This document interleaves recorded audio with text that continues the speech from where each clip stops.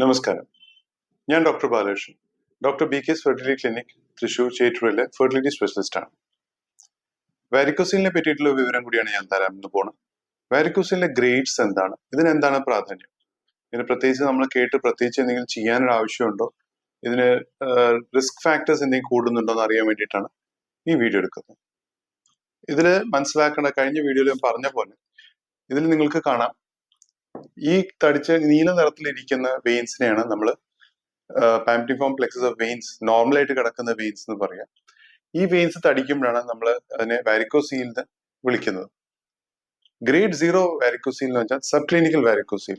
Sub clinical വാരിക്കോസീലിന്റെ അർത്ഥം നിങ്ങൾ scan ചെയ്താൽ മാത്രമേ ഈ വാരിക്കോസീൽ കാണാൻ പറ്റുള്ളൂ, അല്ലാതെ പരിശോധിച്ചു നോക്കിയാലോ ഒന്നും കിട്ടില്ല. ഇതാണ് ഗ്രേഡ് 0 വാരിക്കോസീൽ. ഗ്രേഡ് 1 വാരിക്കോസീൽ എന്ന് പറഞ്ഞാൽ ഈ വെയിൻസിനെ നമ്മൾ മുകളിൽ വെച്ച് ഇവിടെ പിടിച്ചു നോക്കുമ്പോൾ പ്രത്യേകിച്ച് അവിടെ വെയിൻസ് ഒന്നും കിട്ടില്ല, തടിച്ചു കിടക്കുന്നൊന്നും നമുക്ക് അനുഭവപ്പെടില്ല. പക്ഷെ നമ്മൾ മൂക്കടച്ച് നല്ലോണം ഫോഴ്സ് കൊടുക്കുകയാണെങ്കിൽ, വെച്ചാൽ നല്ല പ്രഷർ കൂട്ടുകയാണെങ്കിൽ ഈ വെയിൻസ് തടിച്ചു വരുന്നതിന് വൽസാൽവ മെനൂർ എന്ന് പറയും. ഇങ്ങനെ അടച്ചിട്ട് ഫോഴ്സ് കൊടുക്കുന്നതിന് ഈ മെനൂർ ചെയ്യുമ്പോൾ മാത്രം തടിച്ചു വരുന്ന വെയിൻസിനെ ഗ്രേഡ് 1 വാരിക്കോസീൽ എന്ന് പറയും. ഗ്രേഡ് 2 വാരിക്കോസീൽ എന്ന് പറഞ്ഞാൽ ഈ വെയിൻസ് നമ്മളിങ്ങനെ മൂക്ക് പിടിക്കാതെ തന്നെ പിടിക്കുമ്പോൾ നല്ല തടിച്ചു കിടക്കുന്നതിനാണ് ഗ്രേഡ് 2 വാരിക്കോസീൽ എന്ന് പറയുന്നത്. ഗ്രേഡ് 3 വാരിക്കോസീലില് ഈ വൃഷണത്തിന് ഏതാണ്ട് അതേപോലത്തെ വലിയൊരു സഞ്ചി, എന്ന് വെച്ചാൽ ബാഗ് ഓഫ് വേംസ് എന്ന് പറയും, ഒരു പുഴുക്കളുടെ സഞ്ചികൾ നമ്മുടെ നിറഞ്ഞിരിക്കുന്ന പോലെ ഉള്ളതാണ് ഗ്രേഡ് 3 വാരിക്കോസീൽ. ചില സ്ഥലങ്ങളിൽ ഇപ്പൊ സ്കാനിൽ ഗ്രേഡ് 4ഉം ഗ്രേഡ് 5 വാരിക്കോസീൽ എന്ന് പറയാറുണ്ട്.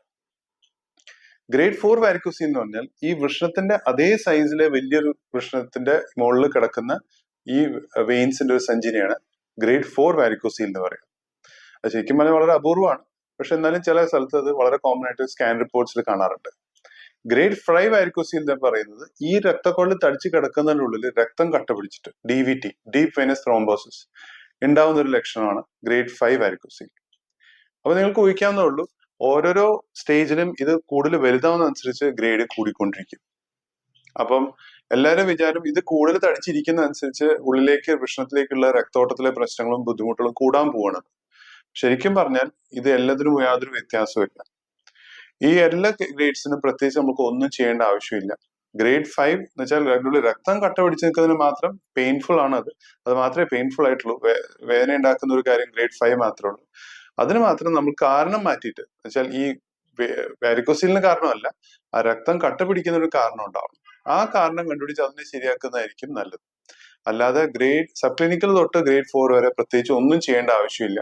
എത്രയോ സ്ഥലത്ത് ഗ്രേഡിങ് 4ഉം 5ഉം ഒക്കെ എഴുതിയിട്ടുണ്ടാവും, പക്ഷെ ആക്ച്വലി അവിടെ സബ് ക്ലിനിക്കൽ അല്ലെങ്കിൽ ഗ്രേഡ് 1 വാരിക്കോസീലേ ഉണ്ടാവാറുള്ളൂ.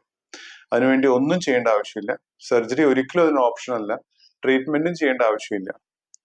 ഇനി മുന്നോട്ടുള്ള ചില വീഡിയോസിൽ ഞാൻ എന്താണ് എന്റെ കാരണവും കൂട്ടുന്നതും കുറയ്ക്കുന്ന കാരണങ്ങളെ പറ്റിയും പറയുന്നുണ്ടാവും.